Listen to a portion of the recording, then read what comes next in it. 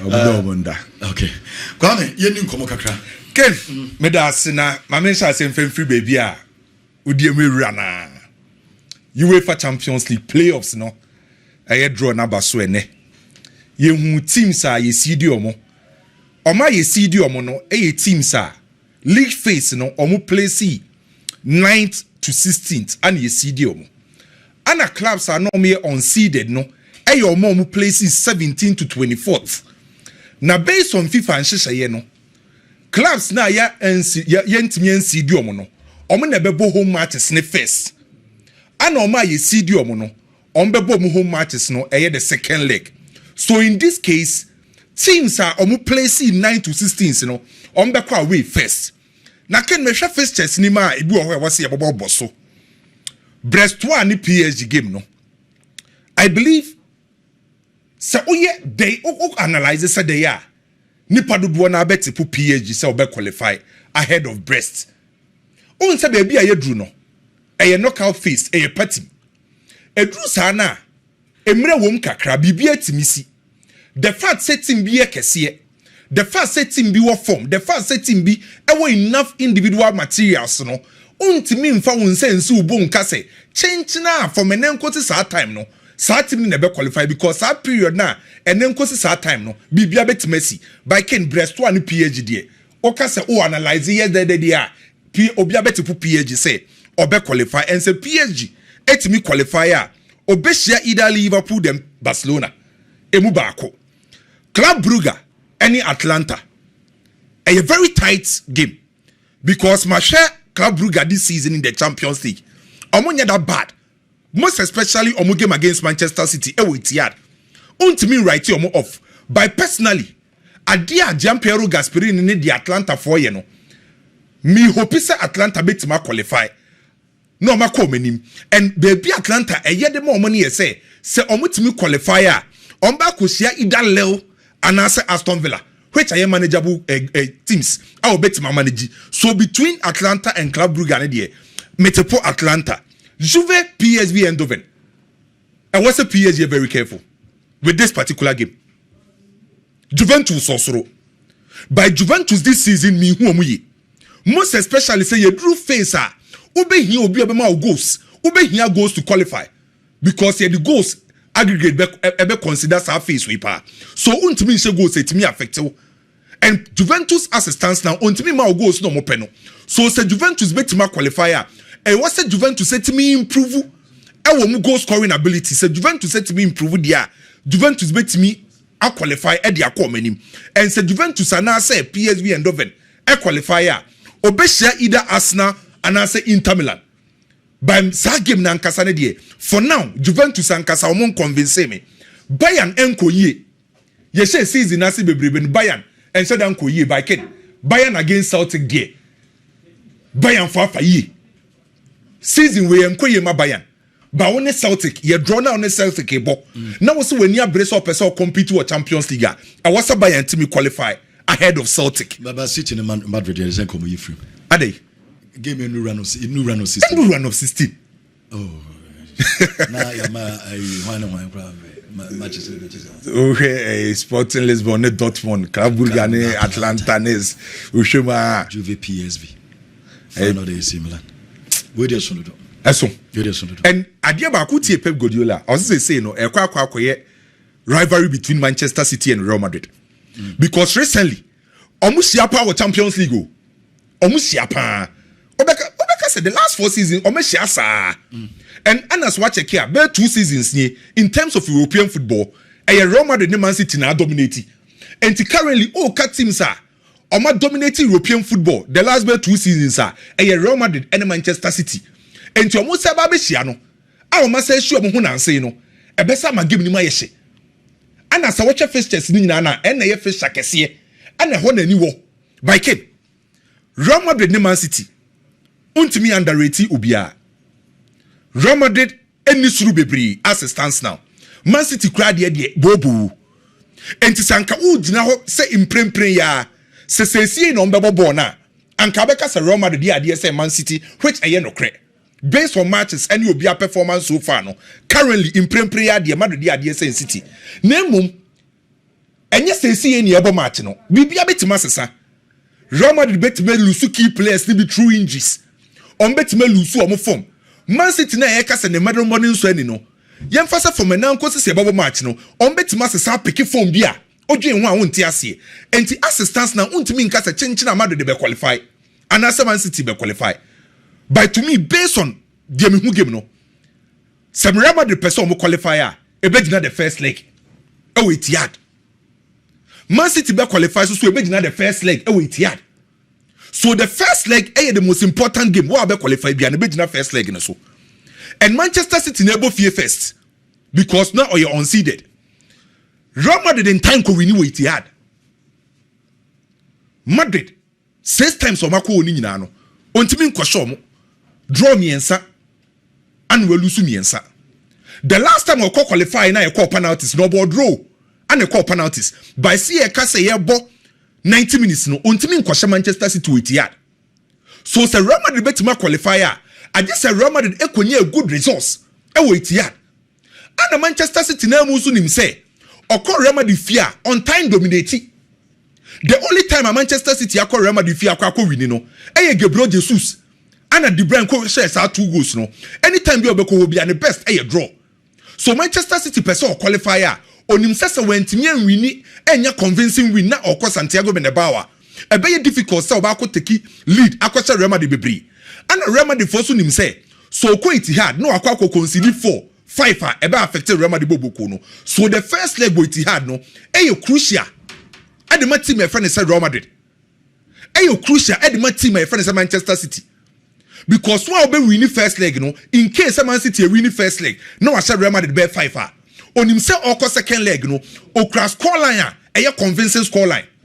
Real Madrid force on himself, say oko no okwa way, no kunya bear 1-1. And that's what Kwako 0-0. When you a favorable score line, ever boy Real Madrid bobuko. So to me, Real Madrid team and the Manchester City team, no. The first leg is the most important game at the both sides. Let's not forget second. Sir, playoffs we are here boy. Goals no, here will game we goals because some used to go goals aggregate and a dia. And I say bampo krana goals aggregate near the same ebeko extra. And I say ko extra na young bonwo Etihad ye bono Bernabeu. Okay. Say ye boni e ko extra. Extra ne because we Bernabeu. That's the reason why Real Madrid konye favorable score line e we Etihad. By baby am so ni say Ken Madrid bebo Atletico Madrid 8th of February. Ne first day time no about Man City. About Atletico Madrid 4 days no about City. Wabo City. Say anything more so. O me big club. By City no obebo FA Cup before facing Real Madrid. Say Madrid e mo na mo so. E wo ho de ba against Atletico Madrid. Madrid ni so sa watch La Liga. Madrid ni ba ko sa La Liga. But Real Madrid team now. Kwame found some for Madrid Champions League in Omodia. No red season on team now. I didn't so much chances somewhere when La Liga and was switching Champions League. Me know ya game. Madrid chances of winning La Liga and was saying Champions League. Me know ya game 100%. By the woman you say Real Madrid team eliminate Man City team bi engineer you Champions League. Omo yi City film dia semaba. Madrid nya yi City film say kukuro team bi engineer yi. But City kura so yi Madrid film and so omo be hu. Man City susu yi Real Madrid film Man City susu be hu. Barca oya Barca fan afa you handkerchief na what dey be say na say dey sika he na Barca dey final ana say dey Barca na media final this be a omokobo game bi na obi akoye tisa royo die no ekofa red card ba e dey buy en do correct baba bi omo nam ne die omo nam yi final omo do bi e ni asem omo nam yi. The only thing I was say Barcelona working on your defensive ability. Okay. So Barcelona to me working on how omun concede goals Barcelona kwan no omunam so any ball no omubo any goals no omunim hye no. Ebebo ma Barcelona akọ nanim. Ebebo ma akọ nanim say the hia ne say the ekosi last season yemfa say mistake bi na bana Barcelona efrim na betima ha adwen ba bia Barcelona nam no toto no ma ya obekọ nanim pa. Okay. Ken Mete say oye Lamine Yamal story. Say ye ba be sign or be renew the contract. Odi 18 years na ne salary no Barcelona for mpanyimfo decide say oba ba be ye the third highest paid player ever Barcelona bobukunim. On say currently Barcelona team the Lewandowski and Frankie de Jong ana ejiska kesiye. Barcelona penny for decide say Lamine Yamal be 18 years nyame aduma 13th of July. So the 18 years pe or sign a contract na ne salary ne be cost 7 to 8 million euros. Sa 7 to 8 million euros no and only after tax. Yet the tax at it in the BBA no be 7.7 million euros to 8. Currently Lewandowski ono ana je kesiye 33 million euros. Frankie de Jong 19 ana Ansu Fati 13.9. Ana on person de Lamine Yamal ekoho. At the current Barcelona for GDA so betim de Lamine Yamal ababe the third highest paid player I say. Next season no on beton Ansu Fati. Sa Barcelona ton Ansu Fati 13.9 million euros no oje no ebe free. Christiansen beko Christiansen 9 million euros enti almost salary gap no eba be huge. Enye huge in famo omo. Okay. Embe hin enti on betim push Lamine Yamal. Edna baba be the third highest paid player. Our Barcelona bobukunim. Ken Lamine Yamal deserve. Nyama mienu ana mostly clubs etai increase player salary. They can your performance. If it is Lamine Yamal nya ni breakthrough. Me no mienu nim say most important player at Barcelona on the field of play who you talk to Lamine Yamal kan. So based on Lamine Yamal performance no o deserve say was Barcelona etuna ketuem. The atoswo the entire Barcelona team. O ka player or Tom Barcelona honyoma pana e Lamine Yamal. Every 3 months be an Barcelona for the players or Tom honyoma ba. The odi kan e Lamine Yamal. Na Pedri aba, na Gavi aba. So sa wo check Lamine Yamal na enfa hu se oya kraketo an on the field of play ye ka Barcelona top performance a oka hu bi. The atoso mienu player or Tom Barcelona honyoma kese pa no e Lamine Yamal. Enti se o pese sa player netina Barcelona.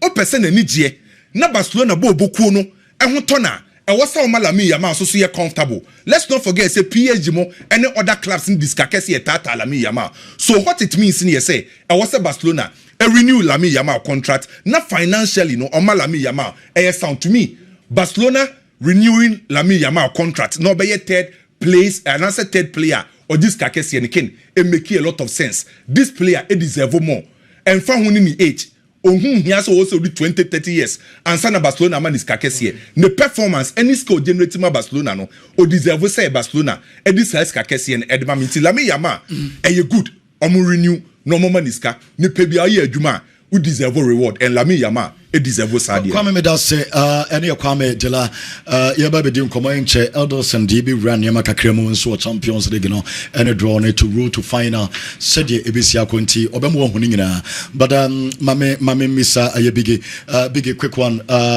eno na ewo machi wo ha wo hwe no ewo best screen so ye benya abotre road to final Edilson enche obi wura ho sisia na wa me yehu said ye eno esitie Bia Banawie and so stories be so Biggy. Champions League in Hong Kong ye guswa ye didia na draw back aba manfo ani agye ho pa Real Madrid and Manchester City awumilu baba be face off at this stage of the Champions League. Now questions amanfo bisa na say Manchester City this particular season the kind of modern Manchester City abo said the name ensi nko yem from Manchester City anyhow inconsistent they have been no ade betimi affect Manchester City at this stage of the Champions League and only questions and for Ebisa. On the other hand, Real Madrid supporters are very confident so tie de na Kwame kana or say Madrid supporter at this stage of the Champions League did not da. It is because say na make Real Madrid supporters in feel say nyama nko ye Madrid say sen krampo na Madrid nya qualify free group nim na do the knockout phase team bia we share Real Madrid bia gina ye because Madrid has that kind of experience how betimi dey beat team bia at this stage of the Champions League adia Real Madrid dey wo na ebema na ye den e dey Manchester City and say Real Madrid has a coach in the Champions League in the history of the Champions League they have the most successful coach in the history of the Champions League. Carlo Ancelotti and he has won the Champions League as a coach 5 solid times. and a Papanaji Champions League, as a coach. It is since the inception of the Champions League, a future Champions League in the Berry Arsenal. Coach be anyone my born home or Champions League in the Mo, and the Papa friend is Carlo Ancelotti. It is a Champions League. Now Carlo Ancelotti womb. Now you coaches are moving to me Ajia. Now coach Fufu be Dean, Eja Carlo Ancelotti. I feel say you wouldn't be fair to the man.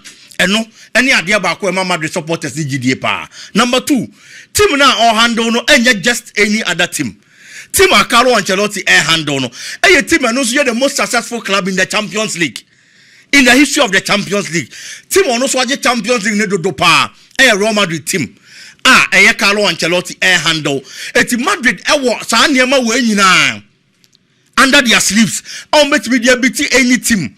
Men disrespecting Manchester City. Manchester City are idea or born home in recent times. Upe team ba kwa na nipa boni din the tare a Real Madrid home when it comes to the Champions League. Ultimate Kenny Manchester City and film. Last 2 seasons, they were eventual winners of the Champions League. It is our consistency no munya or honomo. As I do this particular stage, but they often feel how they qualify to get to this particular stage. Almost also no Eben they are coming to put in a fight. And I know the Bema game, I there at this stage. But I believe, sir, found the kind of quality our Manchester City team Nikita, yes, Ellen Botalan no more. They are showing that kind of class. Our team be here. So they be calling him Savino. The last time they played in the Champions League, and yeah, Dendema Omono, he came to the rescue. He brought that inspiration. And our Manchester City team be here. Kovacic was exceptional. And yeah, there, more quality our almost side. But Real Madrid also was that kind of quality. On also to be their team here. There is Vinicius Junior for the past 2-3 seasons in the Champions League. Ebia yebo group stages na uhuno. Group stages in Mebre. But ebe do the knockout phase. No, na ya career of the Real Madrid team. Na Madrid team ni sinabeti. No, obo goes the Real Madrid team ni ekwana nim. Kylian Mbappe ababe ka ho ewo animu wono ye sha ase na niam nko yie mfa ma no se sia or finding the fit gradually the attacking problems at Real Madrid wono the numbers of Real Madrid no solve those kind of problems. Rodrigo so picking the scoring boot no so show league mu show Champions League mu. Jude Bellingham, the least said about him the better. Rudiger no more juma we chiro Thibaut Courtois needs no introduction when it comes to this stage of football and the Champions League. Eti baby truly there it is at the business and move baby aduri game back also so among for ebisa questions na me personally I feel the team back was en called that moving on from this stage though there but the chances are slim breast this particular season more my boy our Champions League and they about play this particular stage. It is unfortunate on about be share Paris Saint-Germain when Paris Saint-Germain was beating Stuttgart make us say me wa say Champions League they do this stage it gets to the business end and they do business end now and the experience in the Champions League and I counted them as certain teams and coach I friend is Luis Enrique the experience all Champions League at this stage about me counted the amano. Fortunately for them, Sane Kokoye, only the player Osman Dembele, carry team on their shoulders. The experience they have in the Champions League and a year Juma, at the moment they baby do stage way. They are meeting another team. Only the share of French League animal or yet dominant over. That is another problem.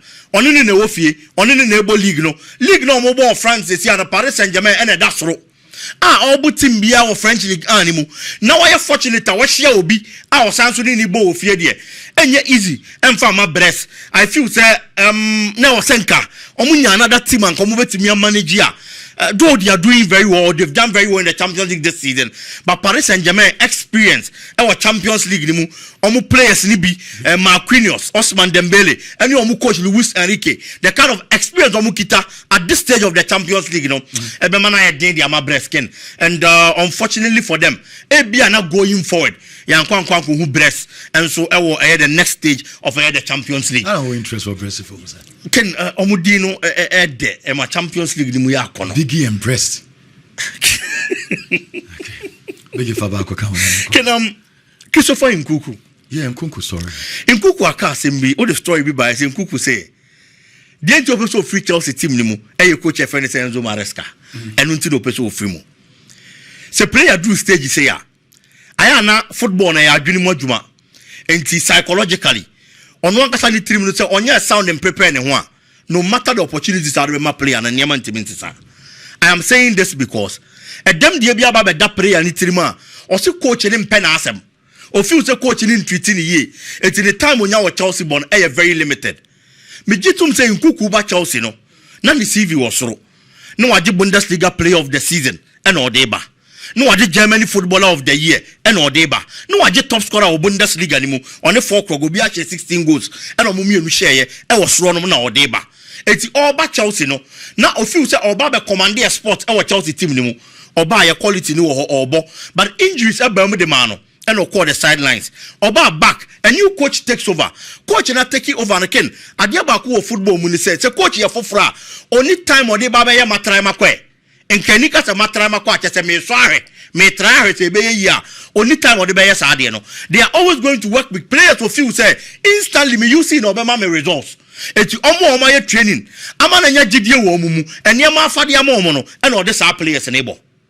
Inkuku stage na waduru no eti sa akwada bia ne papa wu agya no na ebia ne wofa bi ne hwe no oya ade na ne wofa ne tia na o se me papa wo hwan ko onye mi sei oya ade na ne wofa ne tia na me papa wo hwan ko onye mi sei player ni feel say coach ne mpe na asem eti why he is now e was a Chelsea tia se no mu ja player ne kwan ma ne ko no ko pa another club where he feels the coach is going to ever work ameno obema no that opportunity na watimi abodi ama niema akoye the man this season limited time ni nyina he's played 11 games for Chelsea was shot 3 goals and a 1 assist Bayern Munich says here air call it so many branch the services omope and I feel say Bayern is going to be a right destination or in the Bundesliga ebe boa branch because it is a league he has played before or you okay with now succeeding with league anymore to going back to Germany is going to make us see the best of him and I say Bayern for calling enough nti Bayern for omonye into ayenkunku biem. Then can I think say any other club in the Bundesliga? Manchester United and United for alone. Manchester United, my problem is that it is still going to be in the Premier League. Sure. And a Manchester United coach and so no. On also so build BB. It will be here player or buy and now quick fix. Well, we are saying at was be Messiah Biggy will be but yes we quick one Champions League no a draw yanko base screen so na mimisa others no base screen so na yen said road to final no and so city UEFA Champions League no ma remfi say and a draw no knockout stage draw no to me aba and a playoff yami adoma yesin next month ma and so no a main draw for round of 16 beba but yama obi ehu baby a clubs no obi a enso enam Edilson mame kono was see na memisa no said after Sunday draw no playoff draw no ban we no said isitie baby obi efa to a fine, especially big clubs now. Edilson, best screen so my young said Yamano and so ACT after sending drawn a banner win. Kevin, I say, Champions League way a new in say you be educate a month for no system name soccer cry started from the group stages. Them say na a confuse amount for kakra so because we new formats and first time exactly. So we wanted to educate people so that they know where exactly Anyama is equal. We've done that with the group stages. Say where we are now a knockout stages. Okay. Knockout stages now a bit confusing kakra. So it is important to say Anyama for betche a brick screen so we send Anyama AC echo brick screen so way a road to Munchen, I want the Yakobo final. So very, very interesting. And how things will also go. And second, the interesting thing is say, Mutasha, round of 16, now I was said, or we draw. Ye wait, now yet Shlako anymore.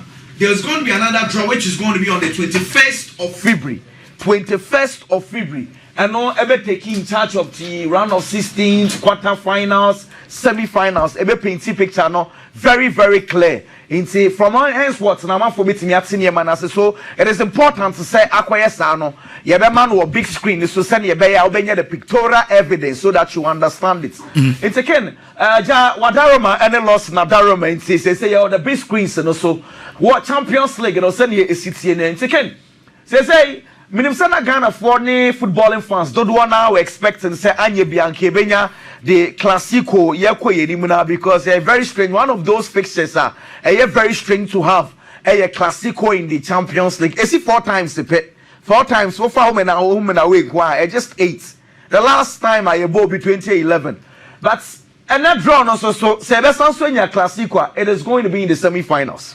Now, say playoffs no na eda screens no so playoffs in the Ocean television no Lawson TV and Lawson TV so Facebook any and say first game no Brestoa any PSG Brestoa any PSG the obese no or round of 16th out Liverpool and Barcelona the same venture line so na she baby a Monaco any Benfica hono whoever wins that game and so round of 16th Equator Barcelona Liverpool. What it means is the way PSG ni Brestoa Obisha Yanfa the let's create a scenario PSG ashe or baba top box bakum na ebia Benfica so ashe wasan so baba top Liverpool and Barcelona box bakum. The next draw which is on the 21st of February no omoya either Liverpool ebeshia PSG and answer Barcelona beshia PSG. Into the next round, I bet you say Barcelona. About the top line way so, and I say Barcelona quite top line way so. As at this stage, there, Liverpool or Barcelona. But your question be out to me besides any way and Chemuno call you because and sister and Canadian and Kayasha say ya na ye Kakwa so ya quarter finals, semi-finals now Bokosa. This time around, so now Brest and the PSG game no winner Ebishiawai. Brestoa any PSG fans say winner your PSG or the top box way. It was toss our boss me Liverpool ni Barcelona boss. It's so there's another box containing Liverpool ni Barcelona and Monaco ni Benfica. Okay. Into the situation Benfica forces Swasha about Benfica waha PSG waha. Into a best draw into Barcelona be share PSG or Barcelona be share Benfica. Say we draw na Barcelona share Benfica automatically Barcelona may move from this stage. I'll be called the next stage na wahano. Okay, enti obi oye Barca fans here. Or Brest PSG. Brest PSG winner. Ebishia aye Barcelona. Or Liverpool. Then Benfica and Monaco. Omo de no ene confuse kakra. Barca Benfica ni aye me patro aye Monaco. When they be Liverpool. And I make us say nyame adumwa ye wie playoffs no a draw for so be ba esa draw no na be kire say okay PSG na wa ba top box we no either say Barcelona be share PSG na say Barcelona be share Benfica na ye private ye envisage say on be share omo no ana Monaco what you say ana Monaco okay enti now ye ni say my we na be me atiase na Barca PSG or Monaco or Benfica. Very well. Say almost free stage in HS almost quarter final. Quarter final almost lembe. Okay, so let's create a scenario. Say PSG for qualify abetoha. PSG Barcelona for nya PSG into Barcelona edge na hasesa.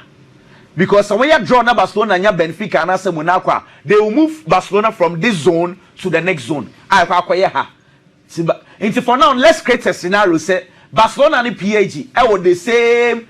Ya said Barcelona, ya arrangement. Barcelona and PSG, and a round of 16. Barcelona, the round of 16 winner, no ever be share. Omoa Asiha nibi. Sometime na Madrid ni Manchester City, Abama Moa be share. In Tababe, Club Brugge, Atlanta, Lille, Aston Villa, and a baby share Barcelona or quarter. Then the semi-finals, no. Quarter finals, Club Brugge. Club Brugge, Atlanta, Lille, Aston Villa, and Aston Villa. Okay, and your Barca do quarter final. Exactly. Then semi-final, and your possible say Manchester City and Madrid. Semi-finals in okay. Semi-finals. This is when yaya arrangements are Barcelona and your PSG on one line way so. Okay. And no scenario ni creating no. It is a Barcelona line way so. Then the semi-final pairing no. Eba by Man City, Real Madrid, Juventus, PSV. As Atletico Madrid, by Leverkusen, Arsenal, Inter. Okay. It is a Barcelona enya PSG, which we are projecting as a PSG best Brestoa. No more PSG, no more lane way so. If they will meet a big team in context, if they will meet a big team about the semi-finals. So now, just Barcelona and Liverpool ever for the same area. That's why, Debbie, Barcelona and Liverpool, yeah, draw no, na Barcelona, enya PSG, Barcelona be can lay win so. Barcelona enya Benfica and as Monaco, you be move Barcelona from this angle to this place. I don't know if so Liverpool and Barcelona omuna train sa class we are. Just a Liverpool Barca ain't me show baby as a final. I says you move on kwadi at a final. Okay. Exactly. It is a Madrid and City lane no. Juana Juvenile Atletico Madrid now. Madrid and Manchester City, to be very honest, a problem because unlike other teams now, Omunya teams are for no.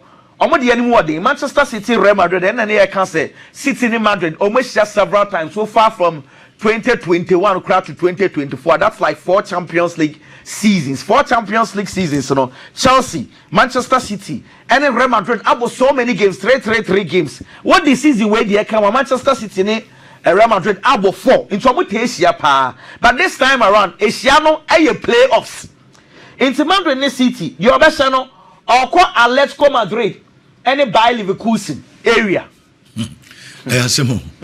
Now you're some crano omo when you're on Tom. Yeah, we almost baby to be very honest. Look at that. Say Juventus in PSV, the other Biano, which we are projecting that it will be Juventus. Juve Arsenal Inter Milan area.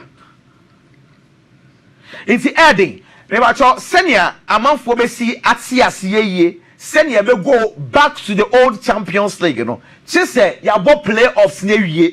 You have playoffs near year. Now, the draw on the 21st of February. Then we'll go back to the old format. Because as at this stage, you know, who club will be I say Liverpool or Barcelona. Lille or Aston Villa, Atletico Madrid or Bayer Leverkusen. It's a confusing amount for. I'm sure sir with time to say the group stage is nearby. Ne confusing amount for with time now amount for TSC and kakra. We'll definitely get there. But be a bit me Ghana for Bebrine omo monitor and so at TSC clubs are. Yebemo Maya we say we want to mean share to this stage. Okay. We want to mean share to this stage. We share way to this stage. So then you say kasi benya classic in case Manchester Madrid Manchester City and so the film. Say a bit me abaswa then in the semi-final say Barca boko no mo yiro mo ho na Madrid so boko no mo yiro mo ho o mo mi bit me in the semi-final. El Clasico ye bo bi ache. Ibi about bit me about Clasico. 4 occasions. Yeah, but the last time I be cause no say semi-final na could have. Yes, semi and Messi grow nkofo no ho sa no. Kwame. Na Madrid for so much okay. It just says we are drawn as still advantage Liverpool and Barcelona. Yeah, for the meantime. But maybe Atletico Madrid, Bayer Leverkusen, any International Milan, any Arsenal. One baby oming now. Honestly, a form had games na esh as compared to Barcelona. And see, say no, the Barcelona here ye pa ne say. As I said, they have complacency and because Barcelona they've shown that big games games are all fun and say Barcelona question what na Barcelona problem pa. See, my point is that as I said Barcelona eschew complacency because look games to say PSG Barcelona be share Barcelona be ma a game Barcelona be ball against PSG be shock you they can easily beat them but Barcelona ya come on clubs to say Benfica Monaco and I no more struggle ye pa. Okay. Into no yaka Barcelona games na for no by name. But Barcelona say omusha names and kese na omutimi bo. Maybe what you say. Into when we get there we'll definitely get to know. They say there baby I could do no unfortunate. We didn't expect to say Manchester City and Real Madrid ever playoffs. But omo ankasa money na aye na masa. Say Oma Sanso Akushia, and they were expecting Sanka City and Bianca, Omenya buying Munchin, but Amfa. It is what it is. Okay. Say, you're trying find out I am Munchin, and the Ecobon, your bonfire say bedrew or no. Na yenya big games bisa. Okay. Yemfa eno Edilson yebeda wasepa Edilson ami ho sere UEFA Champions League no. Nyame adoma round of 16 draw no so ba na yehu animu atene nemu assistance one when clear say our clubs ni be say Liverpool lay no mo nemu no omo chances omo ko final no ayade wasro but big clubs like Atletico Madrid, International Milan omo nyina no ene Arsenal ɔmo nyinaa ɛwɔ baabi a Madrid ɛbɛsɛn akɔfa no enti ɛyɛ bebree yɛbɛtoa so nso de free hɔ na Biggy ne Kwame nsɛm ate Edilson nso de bebree nso de aba wɔ big screen so sɛdeɛ ɛyɛ road to final no ɛno so ɛsitie Biggy Ken, I think Kweku ma yenchemu ni nyina ene said niema ebesi akona the amount for bo home pie na ne de I think the first one aba Madrid ne Man City the amount for bomb pie say nyame be adom nanka semi-finals na classico bi betimi asi enso so bomb pie say City be free Biggy me bomb pie say City be football be there so mo free Kwame, who's why you know? Last year, Dortmund won the ball final. I didn't know. Barca for Biggy Barca and Madrid for no Ghana. We are searching you know manager. When is so much Chinyam will be Kweku will be India, maybe Ronaldo and Messi Korea. But it do at this stage, this competition, at this highest level, Omomobo. And I'm okay. Mobile at this highest level on the bar, Spanish Super Cup, Spanish La Liga, and the last I'll say 2011 or 12. 2011. So 2011 to 2015, you're saying. So a better than about Champions League for close to 14 years. That's how two big clubs in Spain. No, I think we've played over 50 competitions. The last time Arsenal crowd Madrid years, so close to more 20 years. No, but you can imagine so many years competition when I'm about 4 times. Only say before 2011, there no. Now our previous game was 2001. Okay. So it took like 10 years before they played the games. They say Yasanswatra over 14 years ni yenyamoy. Biggy me no ya adwen City for no film na ye hwe say ebenya yan twaso Biggy Kwame twaso na me no say conclude wa ana minimum de kontia obi be say ana Manchester City America say okay asem we maybe make catch untimi mfa say bi Togo fo so dia fo mbrem na US fo so dia fo asem make continue Kwame, US for the team. Kwame. Omuba we wo Burkina for which my bibi kan. No kro. Untimi mfa se bi Togo for aso diafo. Ehunu na US for aso. E je say Togo for na Manchester City for. No. And the US aso diafo na for Madrid for. Kwame. Biggy. Kwame, what do you think Wabana chipa. Say no bomb knockout. Baby Real Madrid woni baby City we. E mo twi bebre. Enti Biggy also tiase. Madrid nie Man City nie mu twe. Gabriel so. Madrid no disrespect to Manchester City. Game ni sha ase a Madrid end disrespect to Man City. By assistance now you about Champions League. Check it from there 2018 and I said 2018 eba. Check it teams akese Real Madrid eliminate you free Champions League. And to me, sure say at this stage, Real Madrid throw Manchester City. Meaning team Real Madrid go through no UEFA Champions League. And to say Manchester City baby share Real Madrid da. I will knockout phase da. I was a Man City mum through Real Madrid because Champions League, you know, every team be away Ruby Madrid take competition as a same. No disrespect to Manchester City. By me who say, and yes, I'm here Real Madrid ni. Me who say Madrid be qualify ahead of Manchester City. And Madrid for qualifier. Baby a Real Madrid for fan. O qualifier o kosia Leverkusen or Atletico Madrid. So oyi Leverkusen and Atletico Madrid free wa. Possibly so betime share Barcelona Liverpool no so. Enti na ye nya de mu ehye na de mu edenti Man City there o mo nko show mutim next season. O Man City nko show mutim next season. Next season no maba. O the City to Togo so Kwame. Ye nya hwe. Asem no so. Nti Pep ye Togo for so Soja for pen. Togo for army commander.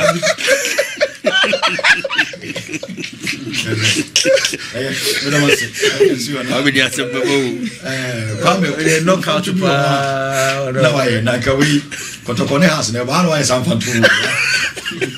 Right. Kwame. Kotokone house no why is knockout. Na ya ga serious here. Mami fa we quick one and two jana yan